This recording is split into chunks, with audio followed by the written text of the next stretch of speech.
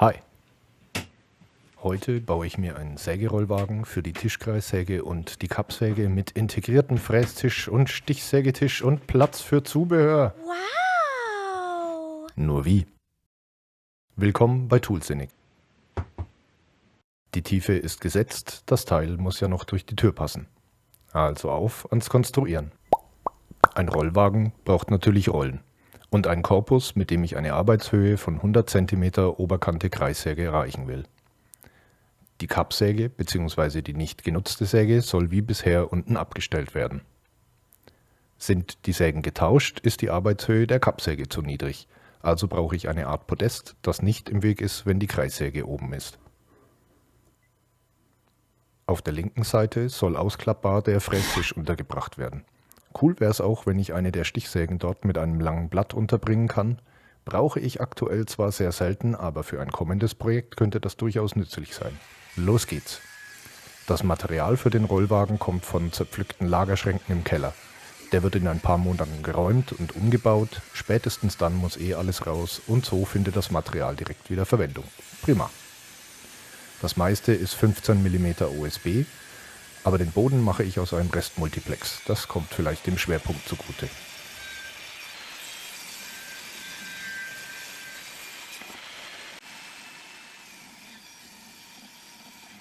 Noch ein paar Restbalken in dicke Leisten für einen Rahmen geteilt und auf Länge gekappt.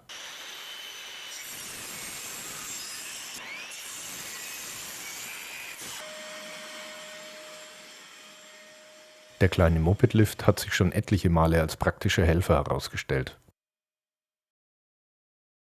Die Schraube an den Rollen ist zu kurz, um durch Rahmen und Bodenplatte zu gehen. Ich will sie aber auf jeden Fall durch beides und so weit wie möglich in die Ecken bekommen. Daher nehme ich Gewindehülsen, die dann von oben noch mit einem passenden Bolzen verschraubt werden.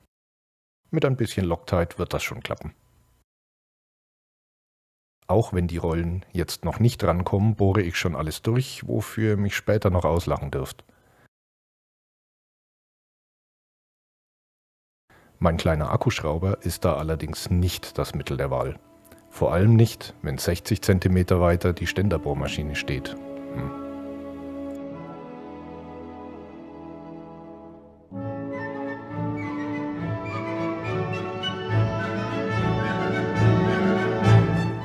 Den Zusammenbau des Korpus erspare ich euch jetzt.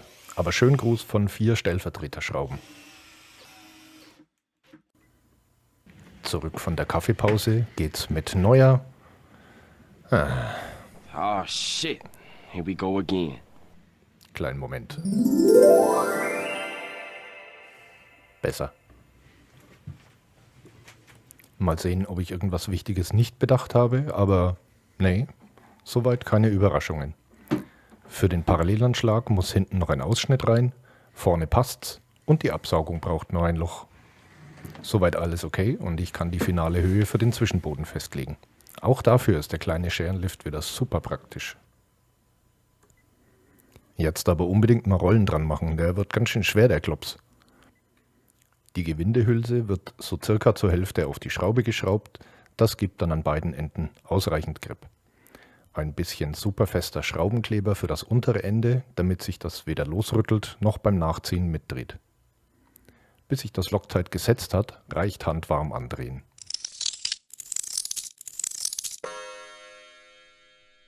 Vorne war das alles ja kein Problem. Hinten habe ich beim Bauen aber nicht einmal dran gedacht, dass die Rückwand auf der Bodenplatte steht und nicht wie die Seitenwände von außen angeschraubt sind.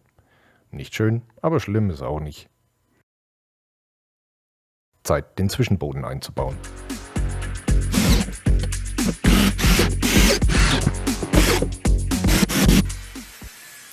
Für die Podestplatte hatte ich noch ein Stück Sperrholz für sicher 10 Jahre dry-agen lassen.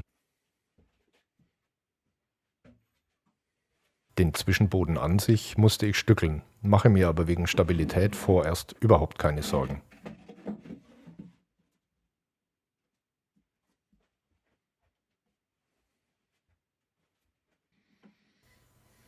Ein letzter Check, ob alles passt. Das ist nichts, das ein Schleifer nicht zurechtschleifen kann. Die Absaugung ist auch erledigt. Es mag für manche oder vielleicht sogar die meisten nicht danach aussehen, aber das ist für mich das mächtigste Werkstatt-Upgrade bisher. Die Kappsäge auf Arbeitshöhe in einer Art Station, aber trotzdem mobil nutzen zu können, ist genau wie die größere Fläche links der Säge so viel komfortabler. Da kommt noch einiges an Feinschliff und eine Handvoll Details nach den ersten Praxiseinsätzen. Vielleicht gibt es darüber dann mal ein Folgevideo. Aber der erste Meilenstein in diesem Projekt ist für mich schon mal erfüllt. Weiter geht's mit dem Frästisch. Wenn euch das Video bis hierhin gefallen hat, würde ich mich natürlich über ein Abo und Like sehr freuen. Der Frästisch stört im Grunde nicht, wo er gerade ist. Mich stört aber das Aufbauen. Gerade wenn man den mal eben zwischendrin braucht oder brauchen könnte, sind für das Fräsen einer kleinen Nut 10-15 Minuten verpufft. Ich habe jetzt zwar keinen Zeitdruck, aber ständige Unterbrechungen machen in Sachen Arbeitsfluss einfach auch weniger Spaß. Ziel des Ganzen ist schließlich, diese dauernden Unterbrechungen zumindest zu minimieren. Voller Optimismus habe ich meinen alten Frästisch auf das neue Maß gesägt und montiert.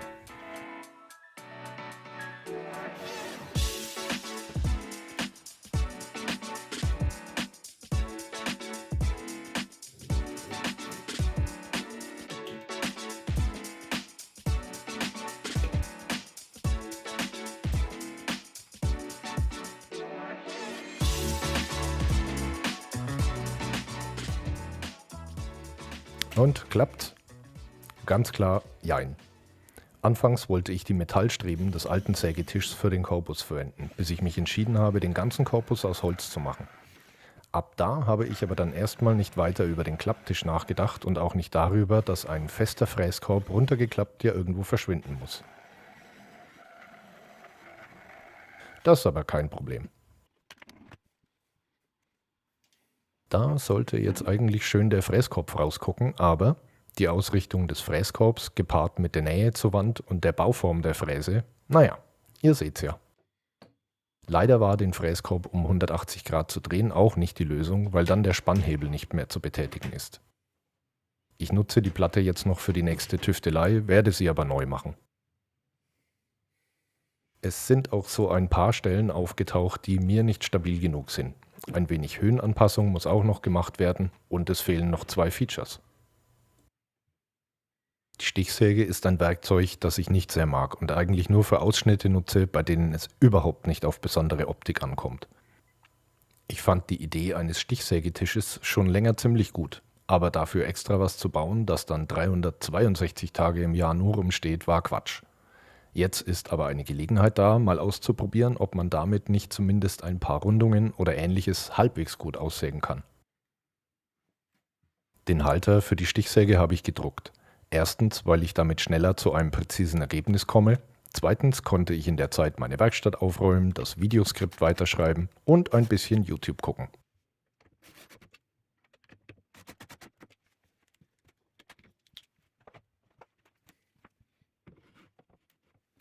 Im Grunde funktioniert das schon, aber ob der Stichsägetisch seinem Namen Ehre macht, glaube ich im Moment noch nicht so recht.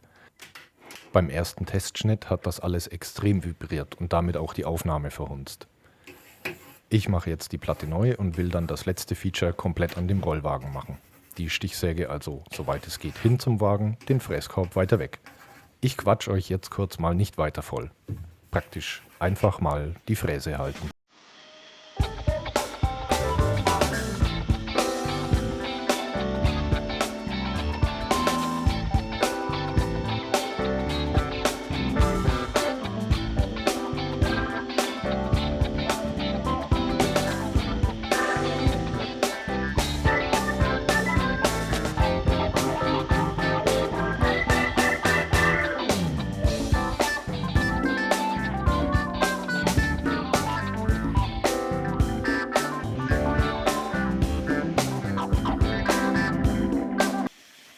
Wenn schon der Rest meiner Konstruktion nach Sperrmüll aussieht, was es irgendwie ja auch ist, will ich mir beim Stauraum wenigstens ein bisschen Mühe geben, dass es hübsch wird. Und mich damit auch ein bisschen belohnen, das Projekt in seiner Größe nur in der Werkstatt zu machen und das auch noch in meinem 4. Video festzuhalten, war herausfordernd. Leider hat auch nicht jede Aufnahme funktioniert. Ich freue mich daher dieses Mal ganz besonders über Likes, Anregungen und konstruktive Kritik in den Kommentaren.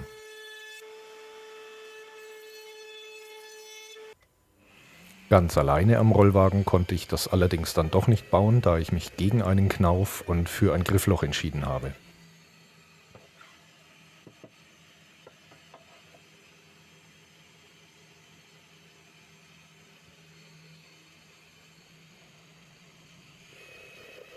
Kleiner Tipp zum Forstnerbohrer, immer von beiden Seiten bohren, dann gibt's saubere Kanten.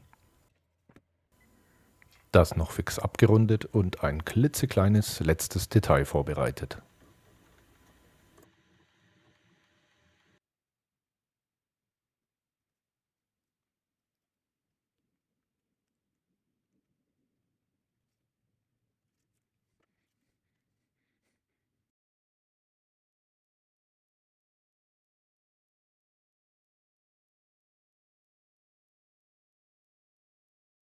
Stauraum ist für das Eckchen vielleicht ein großes Wort, aber nun sind da ein paar Zubehörteile für die Geräte so verstaut, dass man leicht rankommt, sie aber nicht auf Werkbänken oder sonst wo blöd rumliegen hat, wenn man sie nicht braucht, wie meistens.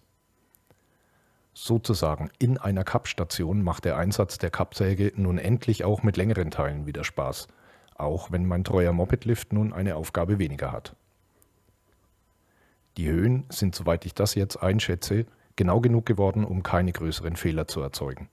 Die um Welten verbesserte Handhabung von Platten auf der Kreissäge ist hier der Haupteffekt und ich habe das bereits genossen, bevor die Oberseite des Wagens fertig war. Das fühlt sich wesentlich sicherer an. Mit 135 cm Gesamtbreite ist das nun in einer Größe nutzbar, die ich je nach Plattenlänge in meiner Werkstatt gar nicht verarbeiten kann. Aber dazu ist die Kiste ja rollbar und mit wenigen Handgriffen im Garten.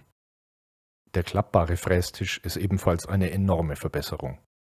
Den Parallelanschlag zwinge ich bei Bedarf fest, da sehe ich jetzt keine Not, mit Nuten oder T-Schienen irgendwas fixierbar anzubringen. Zumindest noch nicht.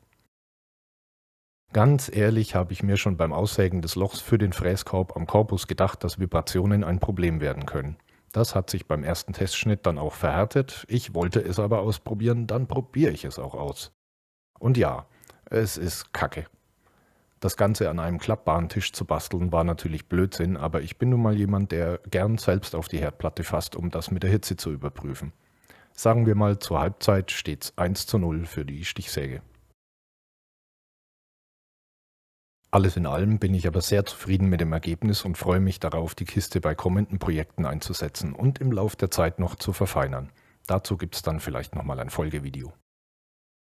Die Klappwinkel habe ich mir schon länger her mal für was anderes angeschafft, aber dann gar nicht genutzt. Also rechne ich die jetzt in dieses Projekt und zusammen mit der neuen Möbelbauplatte aus dem Baumarkt sind das mit unter 20 € die einzigen Anschaffungen für das Projekt gewesen. Vielleicht ist die Kernidee mit dem Wendepodest für die beiden Sägen ja für jemanden adaptierbar, vielleicht auch für einen ganz anderen Einsatz. Im Nachhinein weiß ich jetzt gar nicht, warum ich da nicht schon viel früher drauf gekommen bin. Vielen Dank fürs Zusehen und bis bald.